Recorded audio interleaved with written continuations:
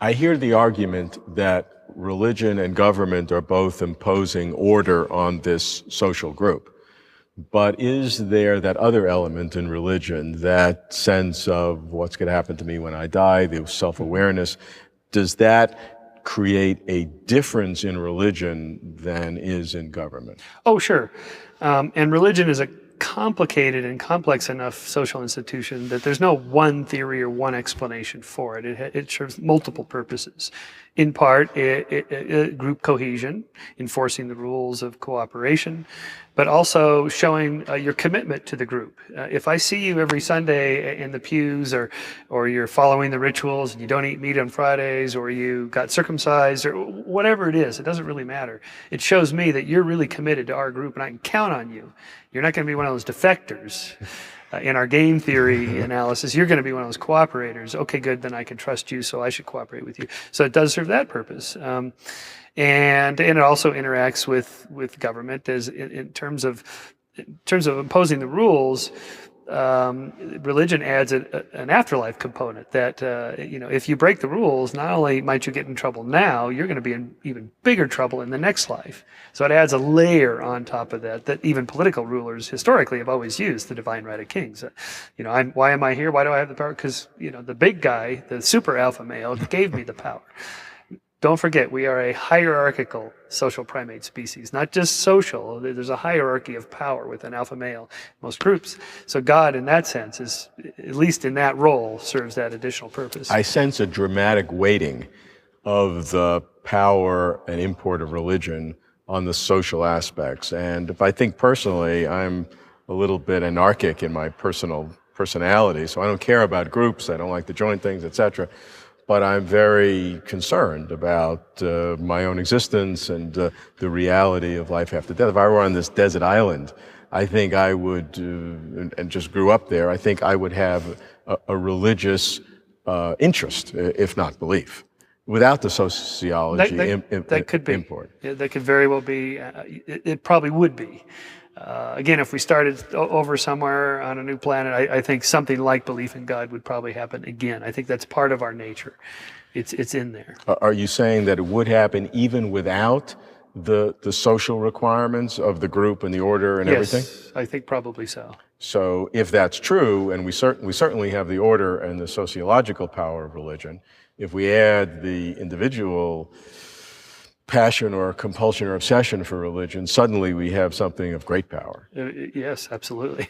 Which, no matter what science... To the extent that I believe other people have strong beliefs in God, I believe in God in that sense, that God exists in your head, and he's really there, and he's very powerful, and he causes you to do very mighty things.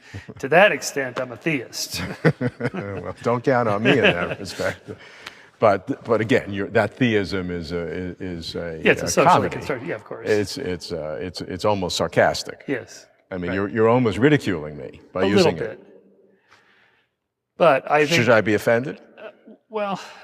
Are you patronizing me? I don't usually make that argument, although it's a way of saying I recognize the power of religion as a social force to drive people to do great good and great evil. To that extent, God is real in people's minds, yes, but that's separate from the question of reality. So it's a personal reality that you say is caused within an individual, but has no relationship to a real reality. Look, from a scientist's point of view, you have to take the approach of what are the causal vectors at work here in causing X to happen, whatever X is. So if X is you're a religious believer, well, why would that be? Let's look at his background, or this group of people, what their background is. No different than if you said you were a conservative or a liberal, and I'd ask, well, why would that be? What you would argue maybe, oh, I'm a liberal because of these policies, and this is the greater good for the greater number, or helping the poor, or whatever. But a scientist would look at it and go, but that's not really why. The reason is because of your background, or your parents, or something happened to you, or something like that. As we look over the history of the last, 100 years, 50 years, many people who are scientists would express surprise that religion has not only not decreased in its importance in humanity, but has actually increased, with science pushing religion into smaller and smaller circles of explanation. And science is expanding and religion is contracting in its ability to explain the world. Yet religion in its power is even stronger today. You're a sociologist. How do you explain that? Because the primary function of religion is not to explain the natural world. It's a very minor part. I mean, the whole point of biblical passages that seem to deal with the natural world is not really an explanation for the origins of the world or whatever. It has something to do with human meaning and purpose and our relationship with each other, our relationship with God and that kind of thing.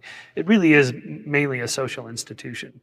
And the very fact that science has completely taken over the explaining of the natural world from religion, and religion has gotten even stronger, tells us, oh, well, then that wasn't its real power. The power was not in its ability to explain the world. People don't go to church on Sundays or temple or mosque to hear a lecture about the Big Bang, or where did the stars come from, or why is there so much diversity in the natural world. That's not why people go.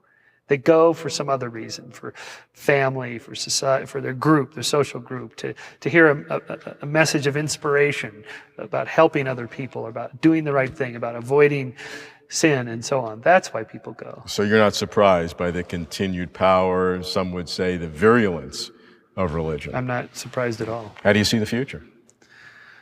Well, I do worry about the negative side of religion and its intermixed with politics and social policy. That worries me a lot. I don't care what gods people believe in or how strongly they believe in them for their personal lives and what that means to them.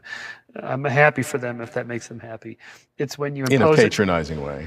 Well, no, not really. In a respectful way, because I can't ultimately prove that my beliefs are absolutely true either, from a scientific point of view. So hey, you believe what you believe, I believe what I believe. Let's go our separate ways, and can't we all just get along? The problem is when you want to teach your doctrines in public schools, for example, or when you want to blow up abortion clinics, or when you want to fly planes into buildings, or whatever the religious fanatic is going to do. It's the fanaticism that's the problem, not religion. Why is that increasing in a world that has increasing science?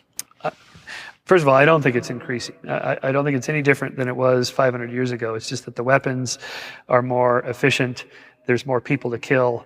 The political organizations are much larger and more powerful that can be then grafted or taken over by religions.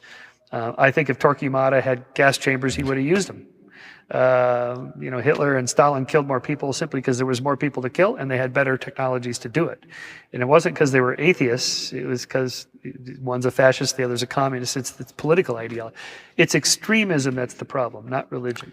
Go 10,000 years into the future, 100,000 years. Do you still see religion in something similar to its current form? Probably. My secular humanist friends would disagree with me and say, oh no, someday we'll move beyond religion. Well, that's like my libertarian friends who think someday there'll be no government. Yeah, well, maybe, but it sure doesn't look, the trend is going in the opposite direction.